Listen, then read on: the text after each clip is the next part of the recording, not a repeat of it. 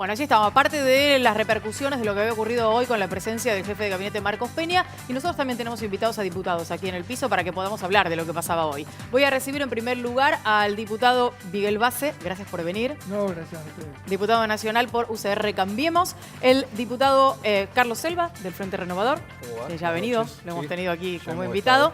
Y el diputado Juan Fernando Bruje, también lo hemos tenido aquí con nosotros, diputado de Democracia Cristiana de la provincia de Córdoba. Así que tenemos representantes variados, porque además el diputado Base es de la provincia de Buenos Aires, así que tendrá mucha cosa para contarnos sobre esto. Lo primero es consultarles a ustedes la experiencia de lo que significa, por lo menos el cumplimiento de cada mes, el jefe de gabinete, primero en una Cámara, después en la otra, en este caso correspondía a la Cámara de Diputados. Son momentos especiales y por supuesto las preguntas también lo son. ¿Cómo sintieron esta vez, esta oportunidad, la presencia de Marcos Peña en la Cámara de Diputados? Personalmente creo que sintió el golpe de lo que aconteció, la responsabilidad que tuvo, digamos, en un manejo de un armado político que tenía que ver incidencias directas sobre lo económico, como es lógico que las tenga cuando uno define situaciones políticas en función de gobierno, tiene que mirar decisiones que cómo repercuten sobre la economía. Creo que eso lo sintió, creo que vino muy estructurado para hablar dos tonos más bajos que lo que normalmente habla. No digo que se lo vio abatido, pero sí muy golpeado. La mecánica fue administrativamente más ordenada, se agruparon las preguntas, tuvo digamos, a los efectos de los diputados leer un determinado mensaje tal vez fue más claro, pero las respuestas fueron de vuelta muy flojas, no lo decimos porque sea la música de todos. Yo tengo ejemplos de las preguntas que personalmente hice y la verdad que no es una mecánica de desvirtuar. Lógicamente hoy fue menor el debate de los legisladores.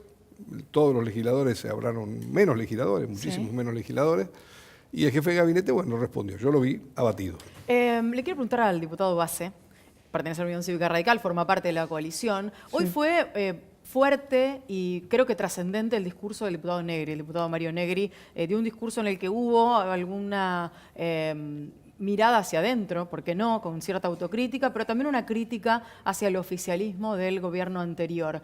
¿Cómo están viviendo ustedes desde adentro, ¿no?, desde lo que significa el trabajo en la coalición Cambiemos esta situación? A ver, nosotros sabemos que en definitiva este es un gobierno que se ha hecho cargo del país en una situación muy compleja.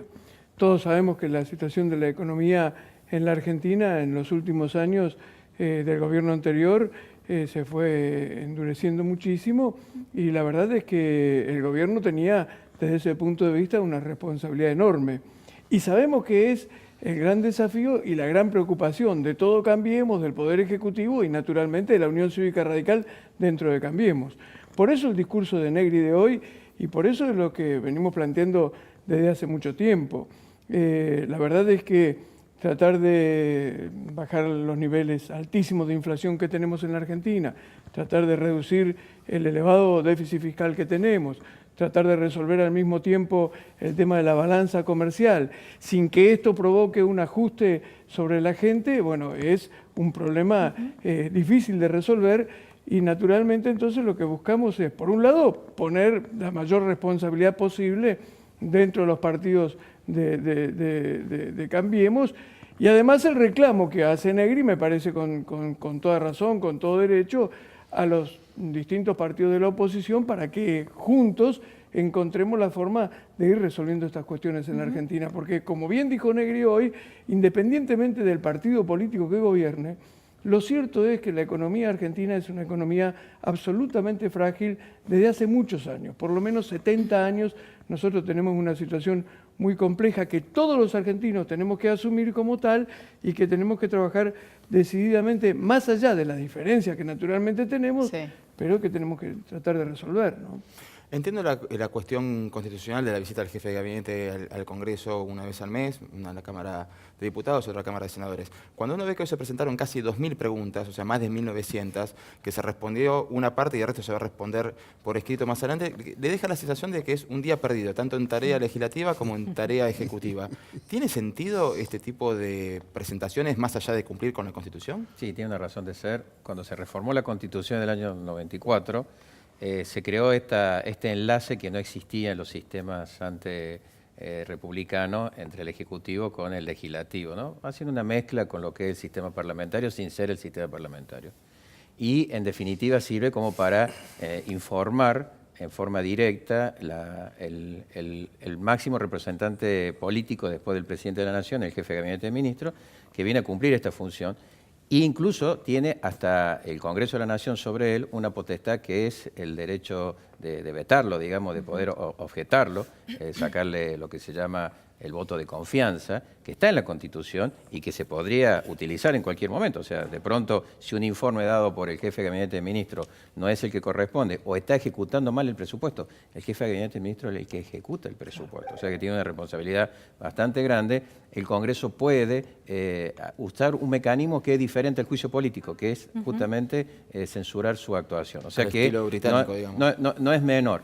Lo que ha sucedido muchas veces es que el jefe de gabinete de ministros ha sido designado en una persona que no tenía el peso político suficiente, porque esto de que el sistema presidencialista, el presidente no quería que alguien le haga la sombra y que no fuese capaz. En esto hay que decir que Marcos Peña tiene oficio, tiene capacidad para estar allí, más allá de que obviamente a veces le toca dar malas noticias y a veces le toca, bueno, no poder contestar todo lo que se le pregunta, ¿no? Más allá de que podamos compartir o no compartir, hay que reconocerle de que es una persona preparada. De hecho, lo que tú recién en el comentario hacías de por qué se le está dando a otro ministro superpoderes, es quizá para preservar la figura del jefe de gabinete de ministros, porque si el jefe de gabinete tiene que renunciar o viene una actitud de parte del Congreso de darle el veto o la censura, digamos, el voto de censura, es como un golpe fuerte desde el punto de vista político al gobierno. Ahora, si tiene que salir un ministro de Economía en nuestro país, bueno, ya tuvimos una baja, o sea, en este gobierno ya tuvo una baja de un ministro de Economía y el sistema político se pudo acomodar y mantener, ¿no? O sea, yo creo que un reacomodamiento no solo desde el punto de vista económico, sino también desde el punto de vista político. Voy a tomar un tramo de lo que decía Nico y lo que le preguntaba al diputado para preguntarle al diputado Selva, de la oposición. ¿Por qué se elige desde la oposición el hecho de manifestar las cosas más contundentemente duras que hay en contra de cómo se va llevando adelante el funcionamiento del gobierno, en lugar de preguntar a lo mejor cosas más de fondo y que puedan tener una resolución? ¿O es la sensación que nos queda a todos, ¿no? Cuando lo vemos. Es lo que trasciende. Yo te digo, de las 2000 preguntas, yo pregunté sobre el SENASA, sobre la economía familiar, sobre la agricultura, no trasciende absolutamente nada de todo eso. La realidad es que cuando vos hacías una aseveración, yo personalmente me he tomado el tiempo y trabajo de tratar de convencer a los distintos presidentes de bloque de que hay que unificar un régimen de 30 preguntas y estar las 10 horas hasta que tengamos una respuesta en base a la actitud que tiene el jefe de gabinete, que comparto lo que dice Juan, con mucho oficio, en otro nivel era todavía más agresivo, venía a la pelea desde el principio. Sabía que había que desviar el debate a una pelea con el kirchnerismo, por lo tanto los que tenemos una posición distinta quedábamos desdibujados, una estrategia que le ha salido bien al gobierno desde el punto de vista electoral. Desde el punto de vista de construir consensos, creo que mal. Entonces, pasan un montón de cosas más. Yo creo que el problema está que esta saturación de preguntas hace que sea... Yo fui intendente. Si me interpelaron una sola vez, lo mejor que me pasó es que me preguntaron por 60 cosas. Claro. Digamos, entonces creo que eso es lo que, más allá de no mezclar lo que es institucional con lo político, pero realmente el jefe de gabinete tiene una estructura para diversificar falta de definiciones que las pierde en la cantidad de falta de definiciones que da. ¿Es favorable al jefe de gabinete? ¿Y esas preguntas que hizo fueron satisfechas? No, fueron contestadas algunas, pero por eso digo, no quería poner un ejemplo, pero digamos sobre cosas puntuales. Yo pregunto sobre una situación del SENASA que me preocupa porque tuvimos reunión con los trabajadores del SENASA, no solamente por los despidos, sino porque en la zona de frontera norte realmente se han perdido un montón de controles y una de las cosas que Argentina más tiene que preservar es la cuestión fitosanitaria si queremos exportar alimentos. Vinieron a plantearnos esa situación, pregunto eso y la jefatura de gabinete me contesta que en enero, y ustedes creo que lo hablamos la última vez que estuvimos, se arroga la respuesta en el decreto 27. El decreto 27 derogó 100 leyes. Muchas eran del SENASA y estaban bien porque estaban perimidas. Pero digamos, no me contesta nada de que realmente estamos objetando que están faltando controles en zona de frontera, no por presunción, sino por declaración manifiesta de trabajadores. ¿Hubo algún otro momento respecto de las preguntas que se hicieron y fue el momento en el que el diputado Bruje tomó la palabra, que tuvo que ver con cosas bien puntuales de lo que muchos en las provincias se preguntan hoy, y corre también para el diputado Base sobre la provincia de Buenos Aires, porque además el tema obra pública es de una contundencia enorme en la provincia de Buenos Aires en la gestión de María Eugenia Vidal. Usted le preguntó al jefe de gabinete sobre esta situación para saber exactamente cómo se va a llevar adelante este plan de ajustar el dinero destinado a la obra pública, y además le preguntó por los ATN. Digo, ¿qué respuesta obtuvo del jefe de gabinete sobre esto? Lo que nosotros queremos saber, cuál es el criterio, jurídico, técnico, político, estratégico, para saber cuáles son las obras que se van a dejar de hacer. Y aparte yo le hice referencia de que esas obras estaban en el presupuesto, que fue fruto del consenso entre todas las fuerzas políticas y los gobernadores. Y lo que yo le decía, que aparte de establecer el criterio, tiene que juntarse con los gobernadores, porque son los gobernadores los que le van a decir cuáles son las prioridades en lo que hace a las obras que se van a bajar. Si en la provincia de Córdoba hay 10 obras, el gobernador de Córdoba es el que va a decir cuáles son las prioritarias para el desarrollo de su territorio o de la región. Bueno, en ese aspecto, el jefe de gabinete ministro dijo que quedó en elevar cuáles eran los criterios, que no lo tenía todavía armado, cuáles eran los criterios para determinar qué obra sí, qué obra no, y además tomó la propuesta que le hicimos de convocar a los gobernadores en cada una de las provincias para consultarles. Y con los ATN faltó discriminar, o sea, en Córdoba no me discriminó a qué municipios se le había pasado los ATN, sino que lo dio en términos generales en cada uno de los departamentos en que se divide la provincia, que serían en la provincia de Buenos Aires los partidos, por ejemplo. Entonces dijo, el partido tal, un monto general, pero no dijo a qué municipio concretamente se le había entregado. Nos habíamos olvidado de los ATN, hacía mucho que no hablábamos del tema pero de los ATN, que en una época fueron mal usados y además fueron escenario de mucha polémica. Bueno, justamente por eso lo estamos preguntando, porque fue usado con fines políticos en un momento. Entonces queremos saber si se ha bajado esa intención o no. Sobre la cuestión de la obra pública, ¿cómo se vive en la provincia de Buenos Aires? Yo decía, y creo que con cierto criterio, y me parece que va a estar de acuerdo conmigo, que para la gobernadora Vidal es de suma importancia en su gestión la obra pública. Claro que es de suma importancia. Bueno, creo que para todas las provincias, pero particularmente la provincia de Buenos Aires padece un atraso importante en obra pública, en infraestructura, que realmente, tiene consecuencias difíciles para la provincia y sobre todo para la producción de la provincia. Así es que gran parte de la obra pública planificada estaba vinculada con resolver cuestiones de inundaciones, más caminos, generación de energía y naturalmente esto va a retrasar esta necesidad de gastar menos en obra pública para ajustar mejor los números de la economía, va a producir un retraso que, como bien dice Juan, yo creo que tiene que ser una cuestión absolutamente consensuada entre el gobierno nacional y los gobernadores de provincia, precisamente para que en las provincias, en definitiva, se sigan realizando las obras que tienen más prioridad o más apuro. A mí me parece que, ojalá hubiera el gobierno nacional podido hacer otra cosa y ojalá se hubiera podido llevar adelante todo el programa que inicialmente se imaginaba, pero necesariamente hay que producir esta reducción de gastos y creo que en definitiva lo que no se puede tocar es prácticamente el 75% del presupuesto que está destinado a políticas sociales. El presupuesto del año 2018 tiene un porcentaje, como digo, casi el 75% destinado a políticas sociales, expresadas en distintas cuestiones, y me parece que eso hay que preservarlo justamente porque tenemos problemas graves que resolver desde el punto de vista social. Y entonces, lamentablemente, hay que tratar de limitar el gasto en obra pública, ¿no? En una entrevista publicada esta semana en la revista de noticias, Javier Iguacel empezaba a mirar con buenos ojos y a alentar la participación público-privada para el reemplazo del financiamiento público nada más de las obras de infraestructura, para la redundancia, públicas. ¿Lo ven viable a corto plazo, mediano plazo? Bueno, vos sabés que todo lo que es participación público-privada salió del presupuesto, nosotros estábamos queriendo ver, van saliendo licitaciones, por ahí Juan tiene más precisión sobre este tipo de cosas.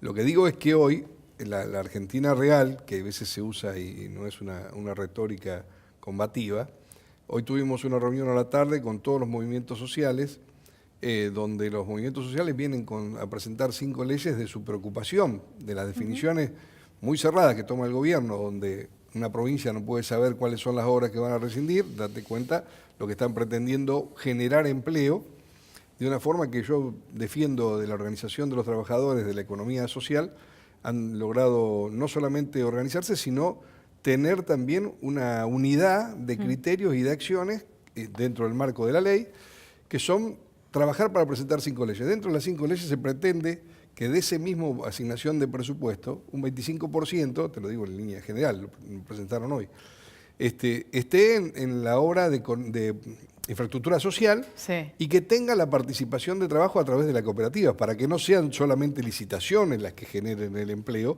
Claro. sino que hay una economía social que está pretendiendo ser parte del desarrollo y busca lo que el mejor ordenador social, tener la posibilidad de trabajar. Bueno, en eso digo para que nos entendamos. Igual plantearon, y por eso digo, no, a veces la Argentina real, dentro de los proyectos de leyes, vienen a pedir que el Estado intervenga en el tema de adicciones muy fuerte. Los que están al frente de comedores escolares, de organizaciones sociales, les está haciendo dificilísimo controlar la incidencia del Paco, de la droga en la juventud, y están quemando, y lo ponen arriba de la mesa como, la verdad, con una actitud loable, Claro. que dice, señora legisladora, atiendan este tema, Claro. que el Estado participe. Entonces digo, hay una complejidad económica, financiera, todo lo que sea, pero digo, el equilibrio de eso es lo que para mí este gobierno falla rotundamente. Hay una mirada demasiado economicista y hay una problemática social que pareciera no estar en la agenda, más allá de lo que Miguel dice claramente del porcentaje, ¿no? Tenemos un minuto final y quiero preguntarles una pequeña apreciación de cada uno de los partidos a los que representan respecto de lo que va a ser el debate y la posterior aprobación del presupuesto 2019, porque ya se empezó a hablar hace un largo tiempo, algo que no es habitual, de que allí va a haber que llevar adelante una serie de negociaciones importantes, porque el ajuste también deberá llegar al presupuesto. ¿Cómo lo ve cada partido? Una breve respuesta a cada uno. A ver, empiezo yo.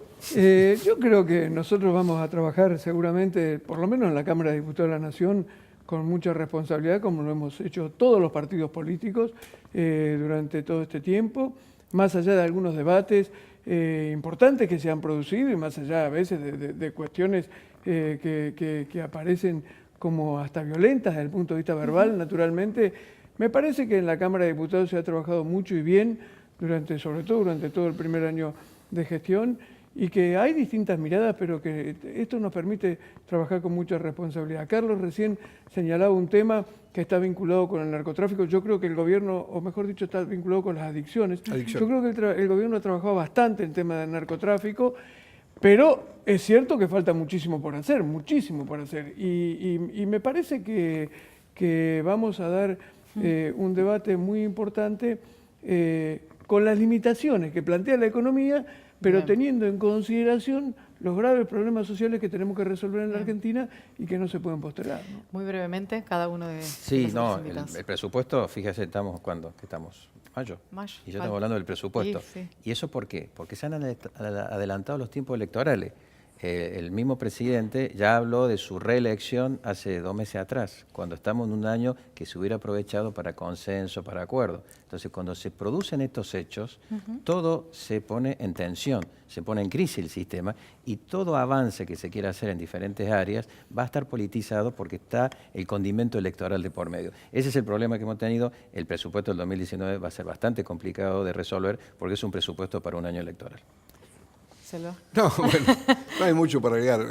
Yo me quiero quedar en que la Cámara de Diputados ha sido destratada y ha sido, te diría que ejemplo, por lo menos de nuestro espacio, en buscar la posibilidad de encontrar hasta modificaciones, imponiendo criterios, algunos hemos logrado, otros no, pero realmente pretendemos que en esto que se ha dicho, que el diálogo, que la conversación, que la concertación, particularmente en el tema del presupuesto, no sean solamente números, sino que se establezcan, más allá de esta afectación del 75%, y a veces hablamos de cuál es el número, Sí. la eficiencia de ese 75%. Bien. ¿Está? Bueno, entonces creo que va a haber una discusión con una mirada social, porque la situación social se va a agravar.